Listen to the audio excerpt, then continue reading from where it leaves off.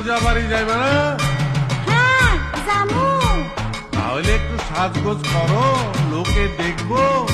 কি দিয়া সাজুন? এইবার কিছুই তো দিলা না। কেমনে দেমু?